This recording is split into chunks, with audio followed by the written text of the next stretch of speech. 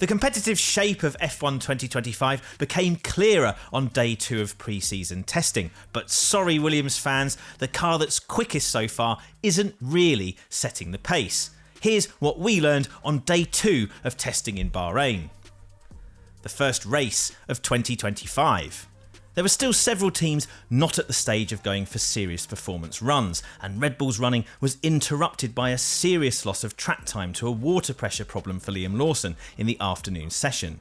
But McLaren, Ferrari and Mercedes all did a serious race simulation after lunch, giving us as close to a direct comparison as we could hope for. In this simulated 51-lap race, Lando Norris won by a massive 31 seconds for McLaren, ahead of Charles Leclerc's Ferrari, with the Mercedes of rookie Kimi Antonelli a further 1.4 seconds behind. But we should be careful about jumping to conclusions. The second and third stints of this simulated race ran with a tyre offset between the McLaren and the others. Norris did the damage by using the harder C1 tyre in stint 2, but still lapping 2 to 4 tenths per lap quicker on average than the Ferrari and the Mercedes, which were both on the softer C2 tyre. This may mean the C1 was simply a better race tyre, more suited to the track conditions and the McLaren during that middle stint, and maybe the Ferrari and the Mercedes just couldn't get the C2 working properly. But it's still strange that Norris was so much quicker on a theoretically slower tyre. Norris's final stint on the C2 tyre is the one that will make the headlines, because he averaged over 1 second per lap quicker than Leclerc and Antonelli during that run. That's an abnormally large advantage, but Ferrari and Mercedes were both using the harder and in theory slower C1 tyre that McLaren used up in Norris's middle stint. What's strange is that neither came back at Norris in that middle stint. He simply pulled away from them regardless of the tyre he was using. If genuine, that's a truly ominous marker of the new McLaren's true potential. What we're seeing here may just be a tyre compound difference anomaly, and there's the further complication of having no representative Red Bull comparison, especially with Max Verstappen not driving at all on day 2. However, the fact that McLaren chose not to even chase single-lap headline times and spent much more time working through spec and setup experiments suggests a good level of inner confidence in its car. It's impossible to be definitive at this stage, but the clues are again pointing to a distinct McLaren advantage. Weak or hiding?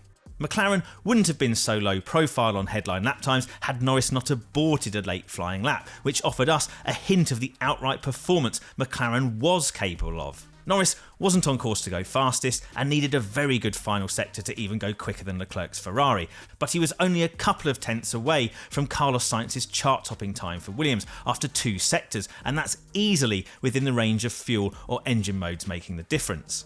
So why was McLaren trying to hide its pace, and what happened to the supposed car balance weakness Norris was talking up at the start of day 2? Here's Scott Mitchell-Malm to explain, fresh from hearing directly from McLaren team boss Andrea Stella. When we heard from Lando Norris for the first time during this test, he was talking about a rear instability problem that had manifested itself on the 2025 McLaren, and that was his first bit of feedback after his very impressive race run as well. So what McLaren or Lando Norris has been talking about from a weakness point of view is still there, but obviously any car weakness is relative, and when you talk about rear instability, you have to know there has to be some kind of rear instability, otherwise the car would never go around the corner. Andrea Stella, who I've just heard from, has just said this is a track that also exposes a rear instability. You would expect the rear of the car to be a little bit loose. That's just the nature of this circuit. So how much of a problem is it for McLaren? Well, clearly not a big one pace-wise, clearly not a big one time management-wise either, based on how Norris got on that race run, and it might well be something that the drivers just have to live with, because it's not a huge deal and not a huge detriment. It's just something that's there in the car. It's just manageable. The main thing is McLaren's happy with how its car's performing and what it's got data-wise from day 2 here in Bahrain, and the reason why it hasn't done the low fuel glory run or anything like that, why it aborted those laps with Norris, is very simple. It didn't need to. It's got its data from the long run. It knows what it's capable of, what it was doing fuel-wise, engine mode-wise on those shorter runs. So it combined those with some pit stop practice, very efficient, minimal use of tyres and runs. You get most of your lap done, you dive into the pit lane, you do your pit stop practice. Job done. That's all McLaren cared about. Did you know you can get 90% off a membership with us if you take out our pre-season special offer on Patreon? It's a great time to check out the Race Members Club, including bonus podcasts and videos, exclusive behind-the-scenes insights, the chance to ask questions for our shows, community groups where you can chat with us and like-minded fans, and you get all of our regular podcasts and YouTube videos ad-free. So, if you want to become the ultimate insider for the start of F1 2025, head to Patreon via the link we've posted below to claim this limited time offer. Surprise pacesetter's real status. Sainz topping the times was a bit annoying from our point of view. The Williams had already stood out on day one as potentially the midfield car with the highest performance ceiling, and it caught our eye again on the second morning. So we were all set to hint at this being the under-the-radar threat from F1's midfield, but there's nothing under the radar about going quickest. Obviously, we're not expecting Williams to be fastest for real. There was a strong hint from Alex Albon that Sainz's lap was done running lighter on fuel than others, as each team has its own programme and Williams wanted to check how Pirelli's 2025 tyres were behaving on low fuel. But even if its potential is no great secret after day 2, it may be that Williams can properly establish itself as the dark horse of this season after such a disappointing and difficult 2024.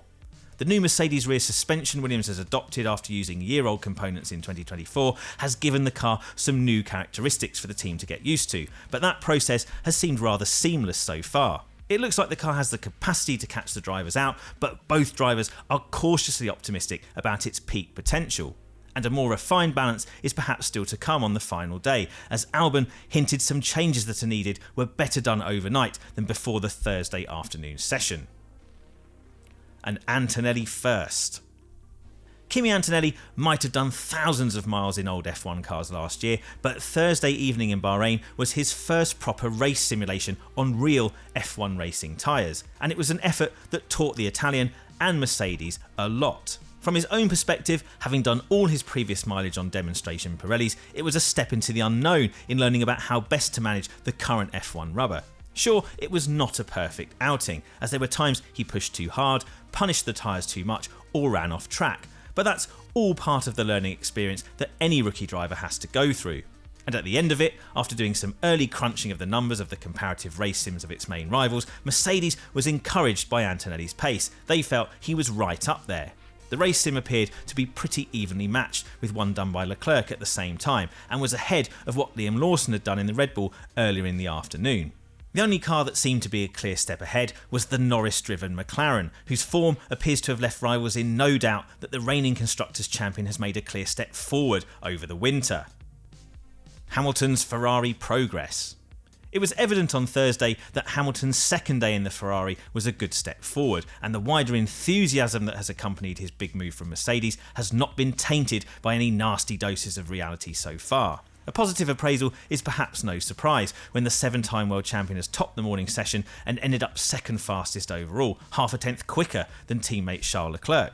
But beyond the big metrics in Hamilton's favour today, he looked confident in the car and had a better response from it when we watched his final runs from trackside, and the higher fuel pace seemed competitive with other lead cars out at the same time.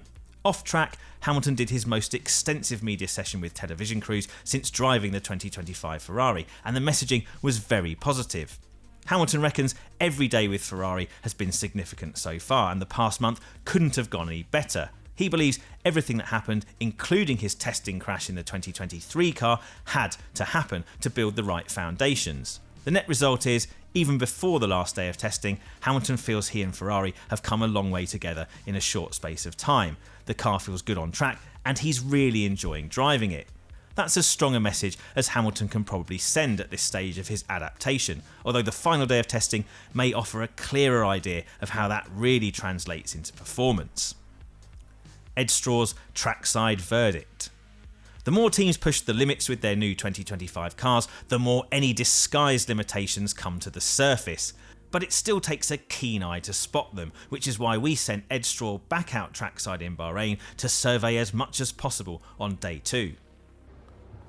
Watching trackside on the second day of testing here in Bahrain, and there are probably two teams that stood out. The first, fairly obvious, was McLaren. Now, very, very strong race run. They look good and consistent on that. Didn't see a proper performance run, hence where they are on the times. But despite Lando Norris talking about that rear end limitation they're struggling with, it doesn't look too problematic. You can see hints of it trackside, but nothing particularly problematic. So I wouldn't be too worried. Looks like it's within the normal bounds of setup. And the other was Williams. Now, obviously, they were fastest. They're not by a long shot the fastest car, but on current form, they look like the strongest of that midfield group, possibly pushing up towards the top 4 group. I don't think they're going to be going out there and winning races, but the car looks good. Occasionally has its difficult moments, but the driver seems to be able to correct it. So looking very positive there.